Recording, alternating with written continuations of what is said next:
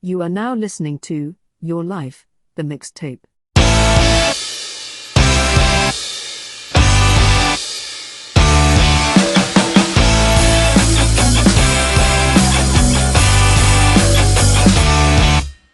Welcome to Your Life, the Mixtape, Volume 4. My guest this week has been featured in Paper and Them magazine.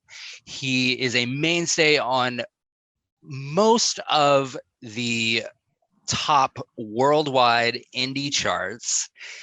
Joining us all the way from Austin, Texas. I had such a good time with him on Headliners that I had to have him on this show. So please welcome the amazing Jackson. Hello. Hello, I'm back. Yay. I'm happy to be back. So if you enjoyed Headliners, buckle up. You will enjoy this one. So tell me, what is the last song that you listened to? The last song I listened to it's called Black Mascara by Ray. I actually just heard the song recently, earlier this week. I was on YouTube and it was a recommended video.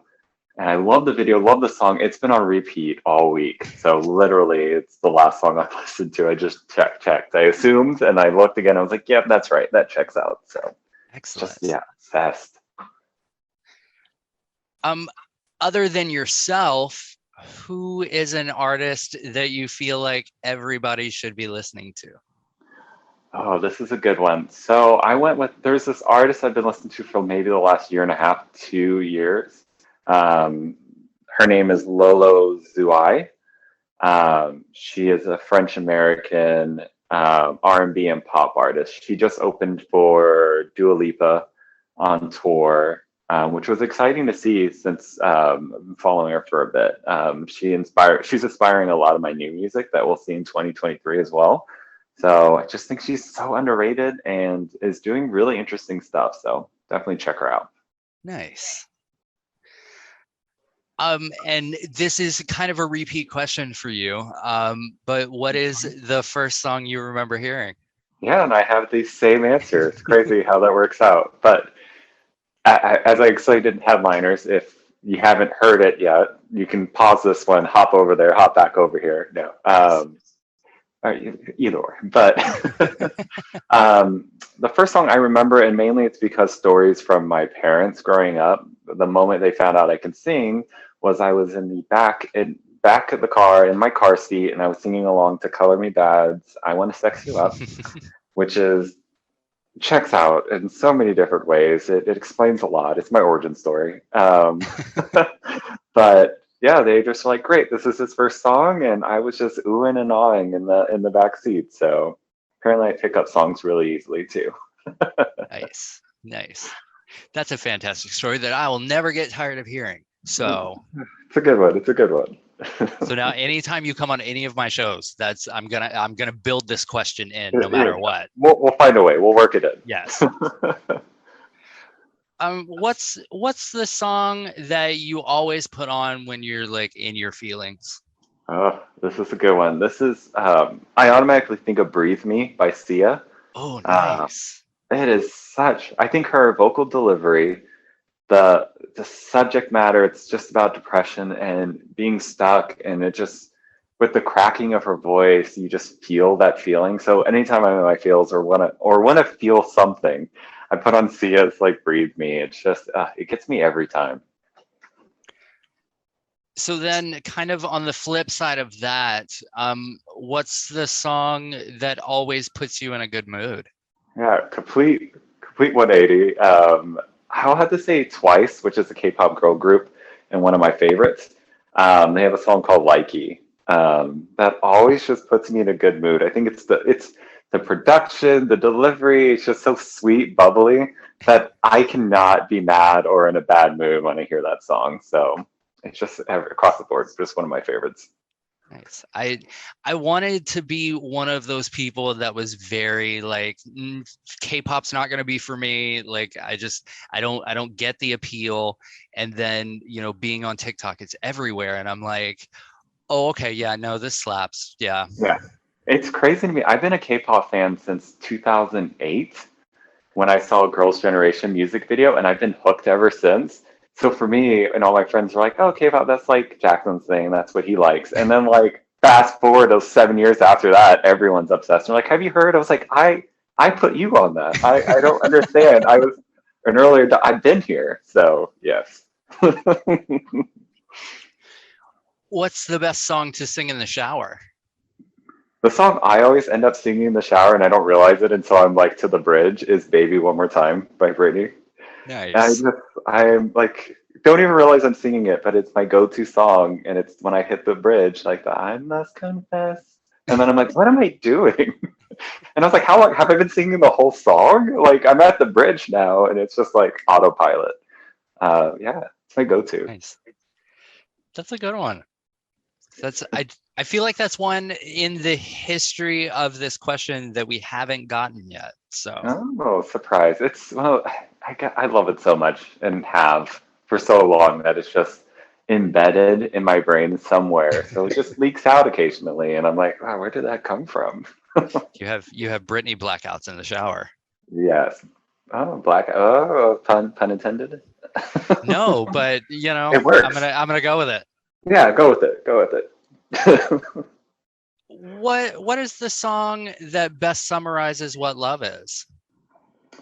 So I have to go with Roberta Flack's "The First Time I Ever Saw Your Face," which is just about falling in love right away, and just her expression of seeing love in their eyes, and just the step by step process. It's one of my favorite romantic songs, and I just think it does such a great job. Um, yeah, if no one's heard it, definitely recommend it. I know Leona Lewis did a cover of it, and that's how I learned about it at first, but definitely listen to the original Roberta Flack version.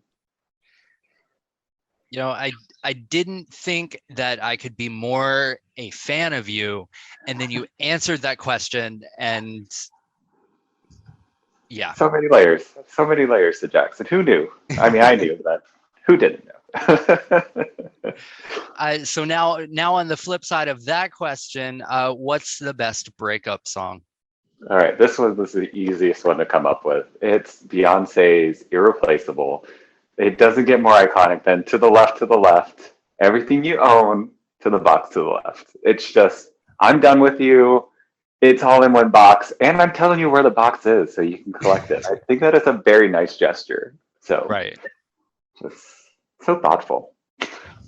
As opposed to when I'm throwing someone out and the police have to be there. Yeah, yeah. Just organized, efficient. It's what we expect from Beyonce, Right. What is the song that anytime it comes on, you're going to play it at max volume? See, I got to go back to K-pop for this one. So I picked Blackpink, "How You Like That." The Nice. bass production, I love their vocals. It's my favorite Blackpink song, and that one I have to turn all the way up to really just feel it, especially when we get towards the end. So that one, if it's playing in my car, it's going all the way up. Nice. What is the greatest song from a film soundtrack? It's the number one answer. I just know it's up there. It's on the board, but I have to say Whitney Houston, "I'll Always Love You." I mean, to me, I couldn't even answer this any other way. It had to be the answer. It would physically hurt for me to say another song. That is the most popular answer for this one, and also what is the song that best summarizes what love is? See, that's a good one. I almost thought that one, but I was like, no, Roberta Flack. I gotta go with that one. Yeah, it's usually that somewhere in everybody's list, "I Will Always Love You" pops up without fail. I mean, it's such a great song. So then, from start to finish, what film has the best soundtrack? Moulin Rouge has the best soundtrack, track to track.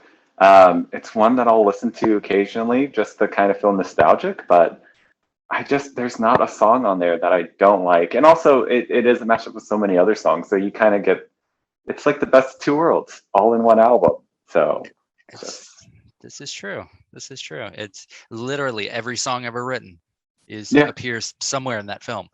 It's somewhere. It's hidden in there. If you can't find it, it's hidden in the back. Right. What television show has the best theme song?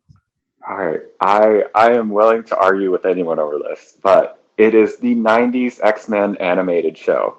Has the best theme song of all time. No lyrics. It is just, it will get stuck in my head for weeks if I hear it.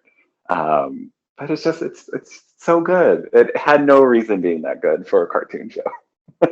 It's stuck in my head now. See? It's iconic. But yeah, underrated. it's a bop. It is. We should bring it back. It should be remixed. Whoever does it, you're welcome. I think Disney's doing. They've got a show X-Men '97 that's coming. Yes, and it's animated. I think the theme song will be there. Oh, it should. I mean, they don't even have to touch it. Honestly, it's still good. Yeah. And it was always my belief that the first 3 X-Men films, if they had just done the animation from the 90s cartoon and put the celebrity voices behind it, it would have been a smash hit. Oh, smash. Easily. Yeah. What is the best song from a Disney film?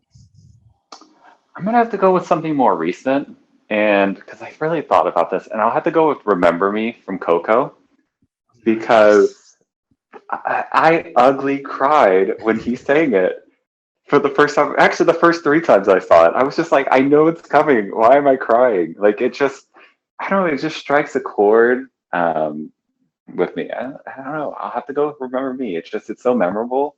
And there are so many great classic Disney songs, but that one really had an emotional impact on me.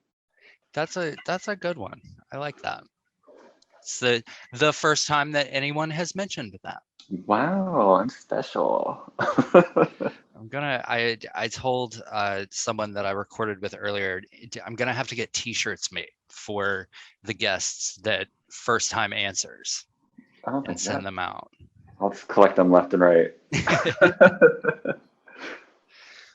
What is the song that no matter where you are, no matter what you're doing, this song comes on, you're gonna dance to it? Oh, it would have to be "Dare" by Gorillaz. Like, that song always gets me dancing. If it comes up on shuffle, I'm like dancing while working. I will stop whatever I'm doing and dance to it. Which is so funny because recently my nephew, he's 6, and he likes different, like, a broad range of songs that he'll just love dancing to, and that's one of his songs. He's like, "Oh, I have this dance," and it was "Dare," and I was like, "This feels right. That's a perfect one." That was like taste. We're starting him young. Look at you. So we're at the halfway point. How you feeling? How's things? Feeling great. It's just great talking music and all my favorite songs, which are a broad range of genres, and I'm realizing that now, so it's kind of fun. We're all over the place in this episode. I love it. Yes. What is the song that means the most to you? Not necessarily because of the song itself. The song itself could be shit, but more because of the memories you have attached to it.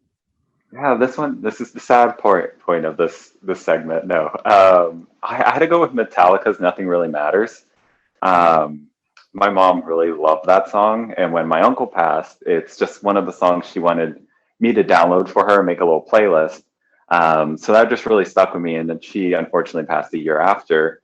So it was just like this kind of association that's attached to not only my mother, but my uncle as well. And it just, I don't know, when I hear it back, I think of that.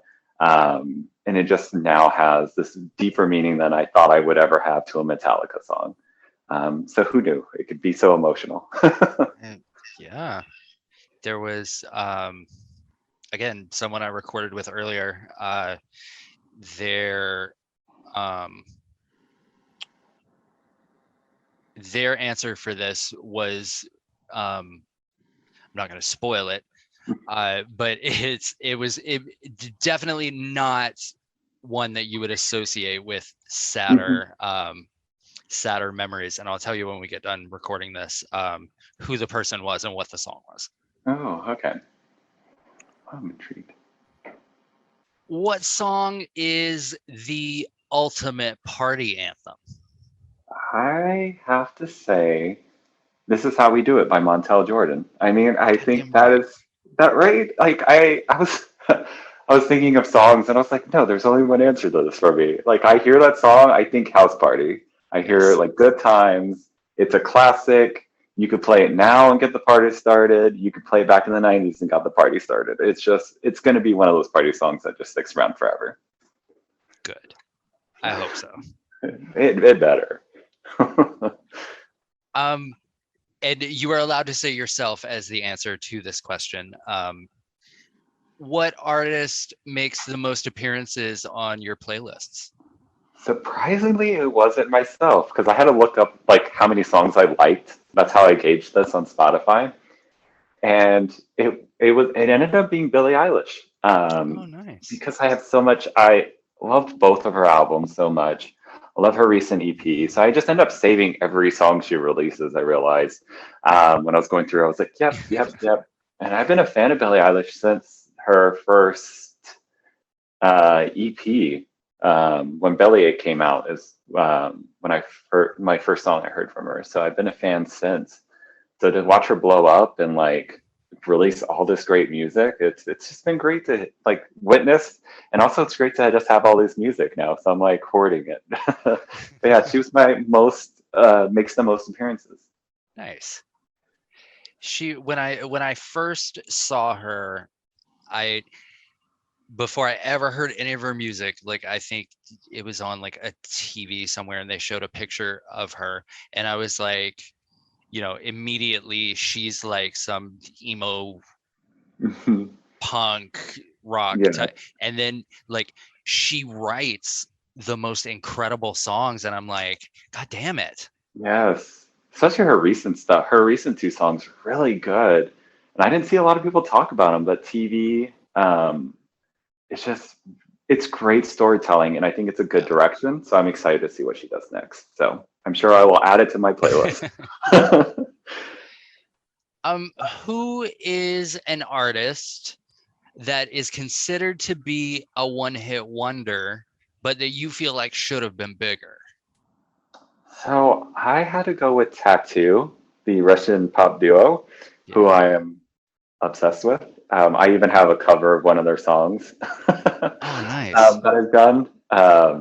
Half of them are problematic from my understanding, so maybe it's a good thing they're not around. But I've had all three of their albums in English or Russian. I just loved it. So every song I just loved so much.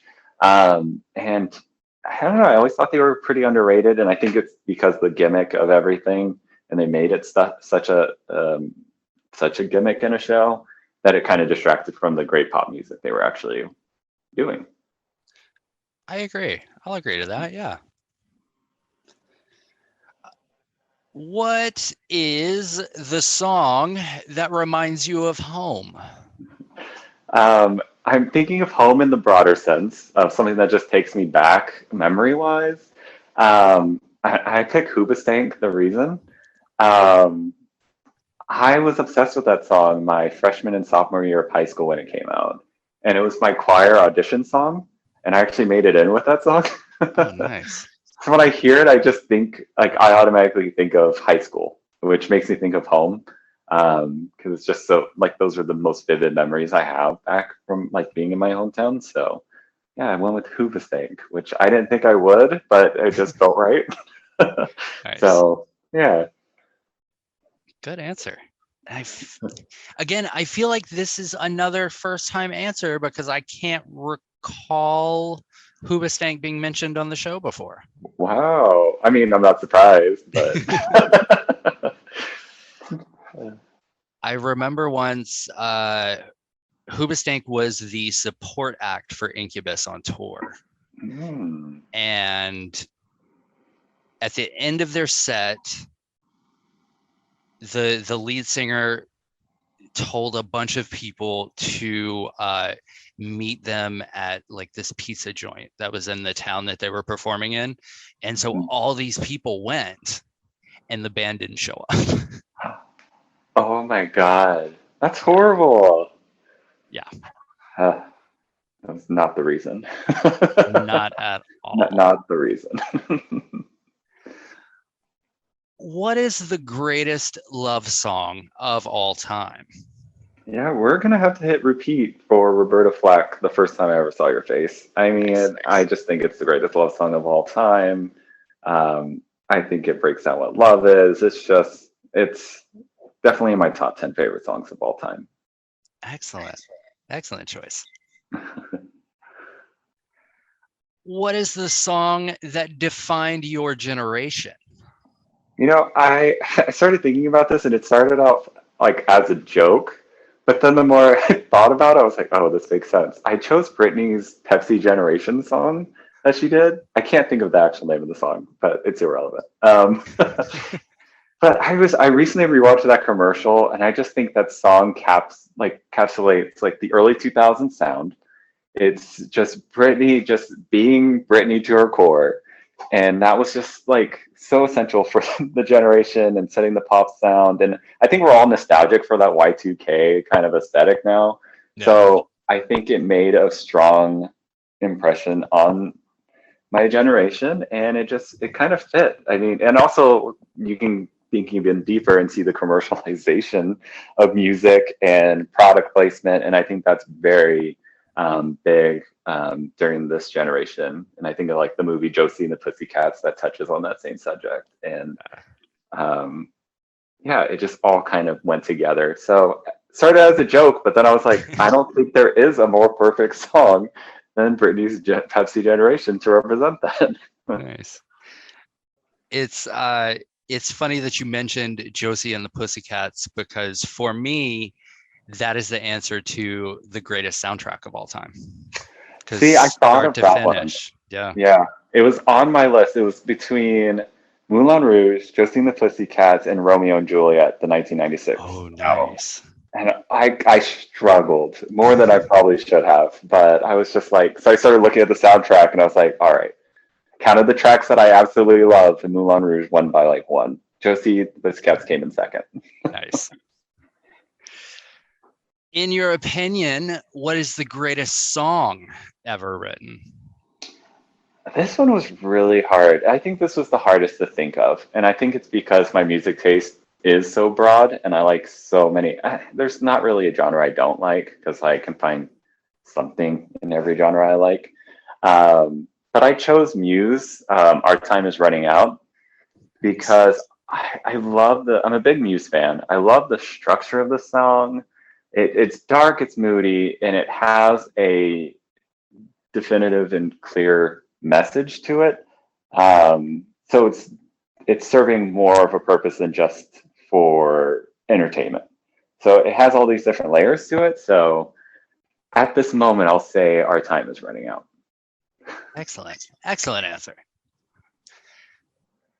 What is the song that you could listen to over and over again and you would never get sick of it? There's so many, but I decided to go with Billie Eilish's Billy Bossa Nova, which is off of her latest album, came out last year. And it's such a chill song, but I love the lyrics too. I never get tired of that song, and I've probably heard it a million times. So when the album came out, I had that one on repeat. And I just remember, even after a week of having it on repeat, I was never tired of it.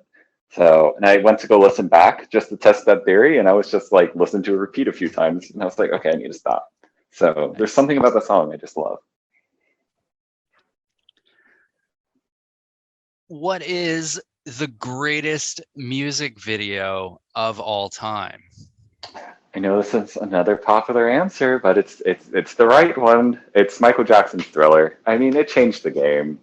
It's storytelling. It's over the top. It was the most expensive at its time. No one was putting that kind of money and budget behind a video or visualization for their song.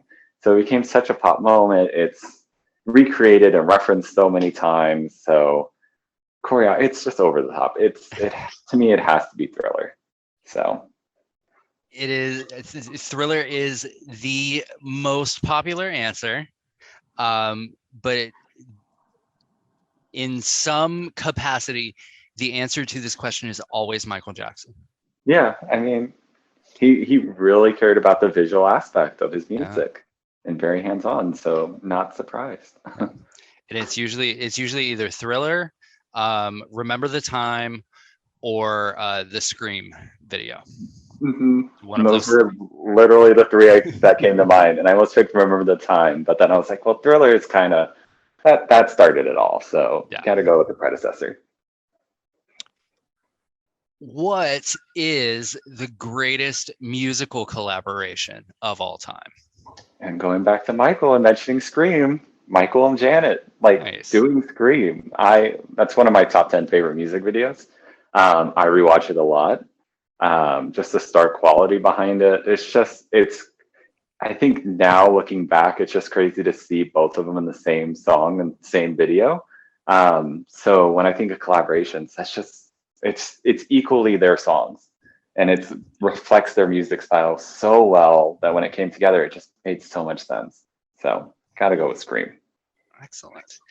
And there, several years prior to Scream happening, there was a rumor and this may be before your time, but there was a rumor in all the tabloids that they were the same person.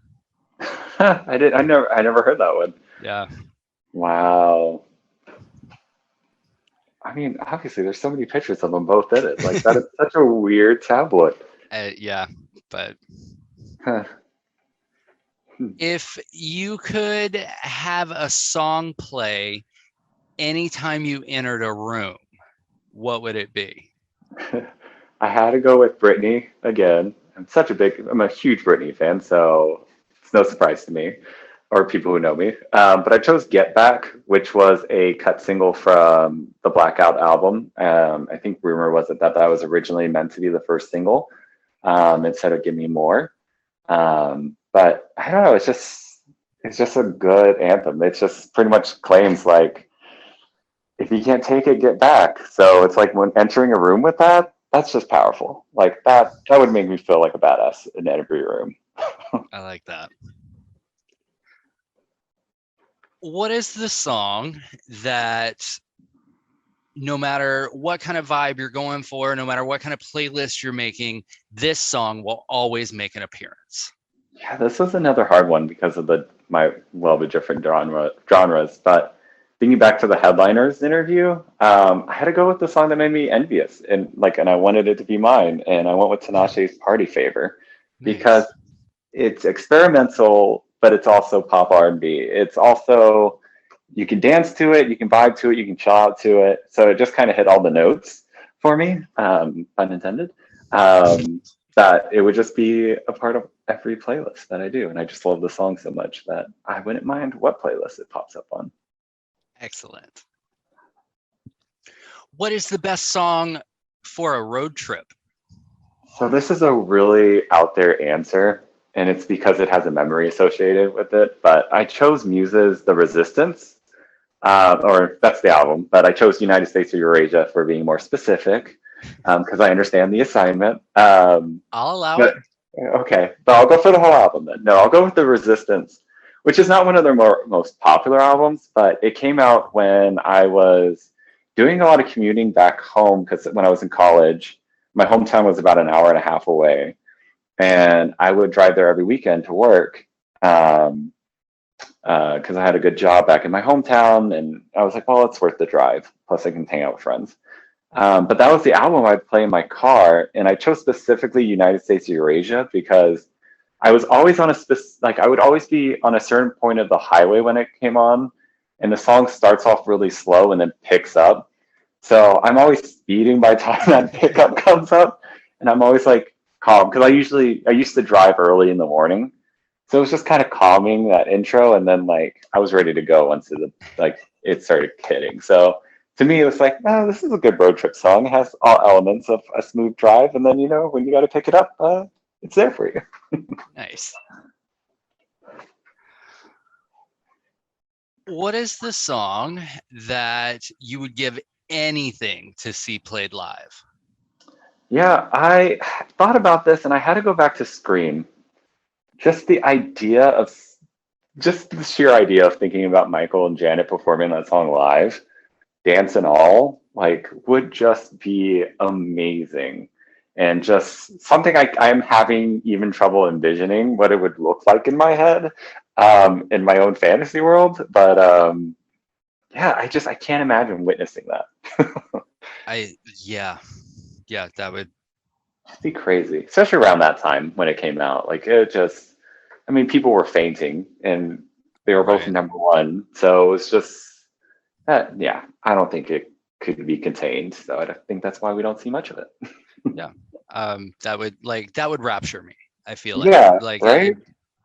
that Pass would have out, been it. rapture, come Yeah. back to life somehow. I don't know. It's complicated. I don't know the rules. Yeah. So we have come to the final question. Aw. You are at the gates of whatever kind of afterlife-y type thing that you believe in. And before they'll let you through, they're making you a lovely gift basket. There's muffins. There's some pamphlets of like neighborhood goings on, HOA type stuff. Fun. They are also making a mixtape of your life. Now, Jackson, my friend, the most important question that you will answer in this time that we have spent together: what is the first song on that mixtape? All right. I decided to go with Billie Eilish's My Future. Because one, I wanted to go, when I was struggling and thinking of an answer, I went back to, okay, who's my most streamed person? Who's always on my playlist? And I was like, okay, Billie Eilish. There must be something here that represents what I gravitate towards. And then I was listening to My Future, and it has such a nice shift because it's thinking about falling in love with the person who you become, which I think would just be the perfect first song for a soundtrack. So it just talks about the optimism that my brain is hardwired to do, no matter how hard I try. But yeah, like I just chose My Future for that reason. It just felt like the perfect setup for a soundtrack. That is a fantastic answer. Oh, I nailed it. Yes. Although you mentioned there's an HOA, so I feel like I entered the gates of hell. So I don't know how My Future works with that, but we'll see. We'll see. There's a HOA in everybody's afterlife, good or bad. Oh, I did not know that. I'll be prepared. I'll be prepared. So that is the end of the show. If you would like to plug anything or tell the folks at home where they can follow you on the social media and where they can hear their music, because I highly recommend that they do. Yes, please do. So as you can see, my name is Jackson, and that's JXCKSON, because I had to be a little different. But if you want to find me on Instagram, it's jackson.music. Same as on TikTok. If you want to find me on Twitter, it's Jackson_music, because for some reason they wouldn't allow the dot. It became a whole thing. Or you can find me on Spotify, Apple Music, and whatever your favorite music platform is, I'm there. Awesome. Thank you so much for coming back to talk to me. Not even a week after we spoke the first time. I couldn't wait to come back. And next time you've got a release or something, I'll figure out some way to have you back. Yeah, I'll find a way. I'll change my name if I have to. We'll find it. We'll find a way. Now you're blood obligated to appear on all of my shows at all times. Yeah, we'll find a way. We'll do it. We'll get there.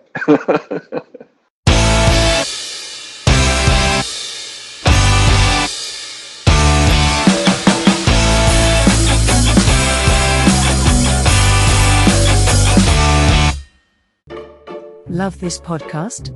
Consider supporting this show. You decide how much you give, and there's no regular commitment. Visit the link in the episode description to support now. This has been a Rod Wharton production in association with Spring Break 83 Entertainment. All rights and trademarks reserved. No portion of this podcast shall be reproduced commercially without explicit consent.